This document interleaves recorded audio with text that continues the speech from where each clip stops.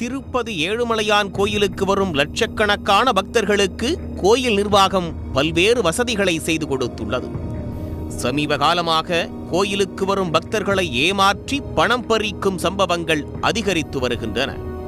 இதில் கோயில் நிர்வாகத்தைச் சேர்ந்தவர்களுக்கு தொடர்பு இருப்பது பெரும் அதிர்ச்சியை ஏற்படுத்தி வருகிறது. ஏற்கனவே விஐபி டிக்கெட் என கூறி மோசடி, லட்டில் சேர்க்கப்படும் முந்திரியில் மோசடி, பக்தர்களுக்கு அறை ஒதுக்கீடு செய்வதில் மோசடி என பல்வேறு விதமாக ஏழுமலையான் பக்தர்களை ஏமாற்றும் சம்பவங்கள் அரங்கேறி வருகின்றன.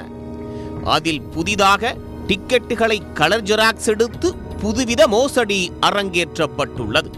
திருப்பதி ஏழுமலையான் கோயிலில் சுவாமி தரிசனம் செய்வதற்காக தினந்தோறும் ஆந்திரா, தமிழ்நாடு, கர்நாடகா, புதுச்சேரி, கோவா உள்ளிட்ட பல்வேறு மாநிலங்களில் இருந்து வரும் பக்தர்களுக்கு சுற்றுலாத்துறை சார்பில் டிக்கெட் ஒதுக்கீடு செய்யப்பட்டு அனுமதிக்கப்பட்டு வருகிறது. இதில் ஆந்திர சுற்றுலாத்துறைக்கு வழங்கும் டிக்கெட்டுகளை தேதி மாற்றி கலர் ஜெராக்ஸ் செய்து மோசடி செய்தது அம்பலமாகியுள்ளது. சென்னையைச் சேர்ந்த மோகன்ராஜ் என்ற பக்தர் நேற்று விஜிலன்ஸ் அதிகாரிகளுக்கு இந்த மோசடி தொடர்பாக புகார் ஒன்றை அளித்துள்ளார். அந்த புகார் அடிப்படையில் விசாரித்ததில் கடந்த ஜூலை 10ஆம் தேதிக்கான டிக்கெட்டை கலர் ஜெராக்ஸ் எடுத்து தேதியை மாற்றி ஆகஸ்ட் 17ஆம் தேதிக்கு விற்பனை செய்தது தெரிய வந்துள்ளது. குறிப்பாக மோசடி கும்பல் போலி டிக்கெட்டுகளை 35 பக்தர்களுக்கு முறைகேடாக விற்பனை செய்து தரிசனத்திற்கு செல்லும் வைகுண்டம் காம்ப்ளெக்ஸ் நுழைவு வாயிலுக்கு அழைத்துச் சென்றதை அதிகாரிகள் கண்டறிந்தனர். அப்போது அங்கு டிக்கெட் ஸ்கேன் செய்து பரிசோதனையில் ஈடுபட்டிருந்த நவீன், ருத்ரராஜ் ஸ்கேன் செய்ததை போன்று நடித்து போலி டிக்கெட் வைத்திருப்பவர்களை அனுப்பியது தெரிய வந்தது.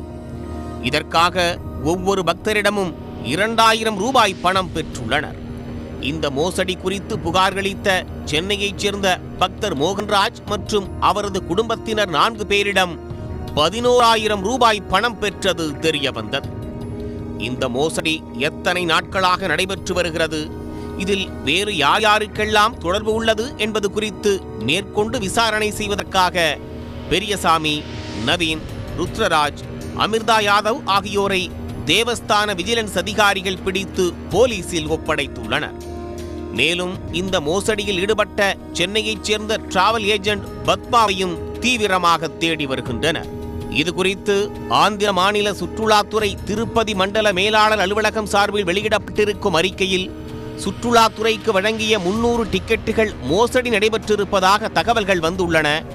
ஆனால் சுற்றுலாத்துறைக்கு உண்டான டிக்கெட்டுகள் பெயர், தேதி மற்றும் கட்டணங்களை மாற்றாமல் பக்தர்களுக்கு விற்கப்பட்டுள்ளது.